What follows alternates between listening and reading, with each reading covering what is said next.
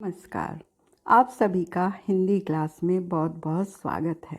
बच्चों, आज मैं आईसीएसई सिलेबस की साहित्य सागर के पहला पाठ बात अठन्नी नामक पाठ की कहानी सुनाऊंगी, जो सुदर्शन जी द्वारा रचित है, जिसमें भारतीय समाज की न्याय व्यवस्था पर व्यंग्य किया गया है और बताया गया है कि किस प्रकार प्रतिष्ठित और उच्च पदों पर आसीन अधिकारी रिश्वतखोर और भ्रष्टाचार से लिप्त हैं, फिर भी समाज में सम्मानित जीवन व्यतीत कर रहे हैं।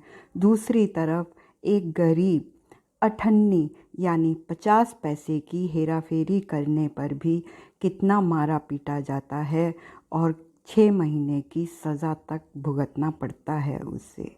इतना ही नहीं, उस अठन्नी के चोर से उससे उगलवाने के लिए 5 रुपए की रिश्वत तक दी जाती है।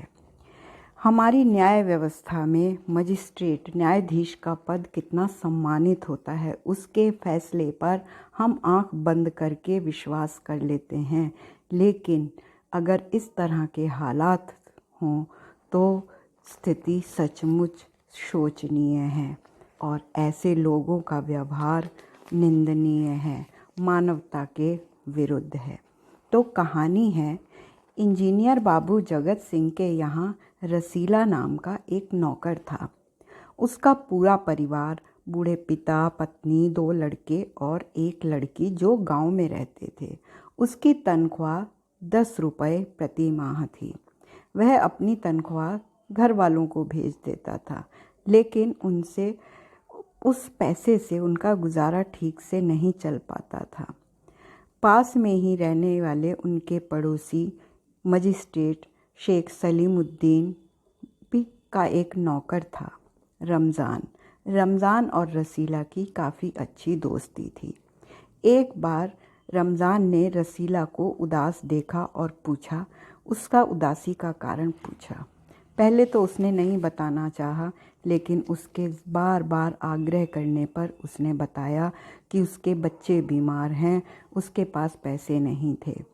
तो रमज़ान ने उसे अपने मालिक से यानी इंजीनियर साहब से पेशगी मतलब एडवांस लेने के लिए कहा, लेकिन उसने बताया कि उसके मालिक ने उनको पेशगी देने से इनकार कर दिया है और यहाँ तक कि यह भी कह दिया है कि अगर उसे कहीं दूसरी जगह ज़्यादा पैसों की नौकरी मिलती है तो वह चला जाए।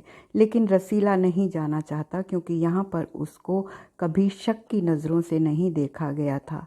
तो वह मन ही मन सोचता है कि हो सकता है दूसरी जगह उसे 1 रुपया 11 या 12 रुपए मिल सकते हैं, लेकिन हो सकता है इतना विश्वास उस पर कोई ना करे, इसलिए वह छोड़कर नहीं जाना चाहता था। रमज़ान और रसीला दोनों अच्छे दोस्त थे, तो रमज़ान ने उसकी मजबूरी को समझते हुए अपने पास से उसको पैसे लाकर दे दिए। उस समय उसने परिवार में वह पैसे भेज दिए। कुछ दिनों बाद उसके बच्चे भी ठीक होने लगे। धीरे धीरे करते करते उसने रमज़ान के कुछ पैसे चुका दिए। सिर्फ 98 यानी 50 पैसे बाकी रह गए थे। एक दिन रसीला के मालिक ने उसे 5 रुपए देकर मिठाई लाने के लिए कहा। उसने मिठाई 5 रुपए की जगह 4.5 रुपए की मिठाई ले ली। उसने सोचा शायद 50 पैसे का हेर फेर उसके मालिक को पता नहीं चलेगा और इस 50 पैसे से, इस 98 से वह अपना कर्ज उतार देगा, क्योंकि उसके लिए तो रमज़ान भगवान के समान था, जिसने बुरे समय में उसकी मदद की थी। तो वह हर हाल में उसके पैसे चुका देना चाहता था। वह खुद भी कितना गरीब था और गरीब होते हुए भी उसने उसे दिए मुश्किल के समय, तो वह जल्दी से जल्दी अपना कर्ज उतार देना चाहता था। बस यही सोचकर उसने 4.5 रुपए की मिठाई ली और 50 पैसे रमज़ान को वापस दे दिए।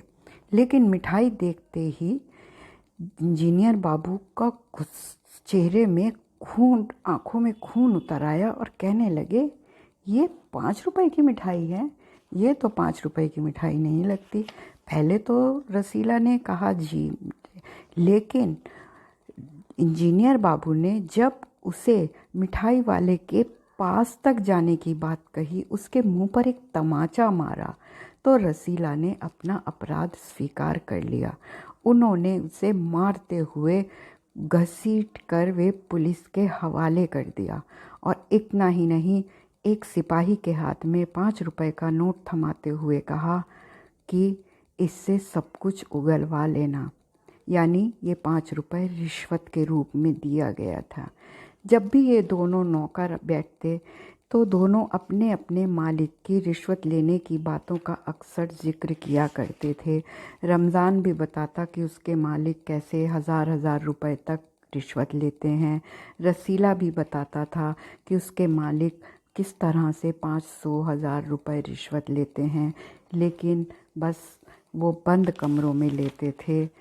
और ये नौकर, इन्होंने 98 की हेर फेर के लिए इसको पुलिस ले जाया गया। पुलिस ने इसको कोर्ट में ले जाया गया और वहाँ पर मजिस्ट्रेट शेख सलीमुद्दीन ही थे, जो इंजीनियर बाबू के पड़ोसी थे। उन्होंने उसे 6 महीने की सज़ा का आदेश दिया। इस आदेश को सुनते ही रसीला तो सहम गया, लेकिन रमज़ान की आंखों में खून उतर आया। उसने कहा, यह इंसाफ नहीं, अंधेर नगरी है। बात 98 की ही तो थी, जिसका मूल्य शायद उनके लिए कुछ भी नहीं हो। सचमुच ये अंधेर नगरी नहीं तो क्या है, एक 98 की ही तो बात थी।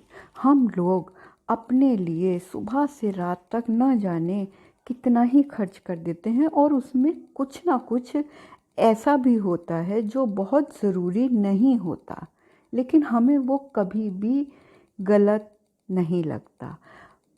इस पाठ से यही संदेश दिया गया है कि किस तरह से एक वर्ग, उच्च वर्ग, जो अपने निम्न वर्ग को, नौकरों को किस तरह से अपने नीचे दबा कर रखना चाहता है, चाहे खुद कितना ही भ्रष्ट हो, चाहे कितना ही बड़ा रिश्वतखोर हो, लेकिन रिश्वत देता भी है और रिश्वत लेता भी है, लेकिन नौकर की 98 का हिसाब उनको चाहिए। सचमुच बहुत ही निर्मम है, सचमुच बहुत ही निंदनीय है ये सब। अगली वीडियो में मैं इसके पात्रों के चरित्र चित्रण और कहानी का उद्देश्य, संदेश और प्रश्नों के उत्तर आपके सामने रखूँगी।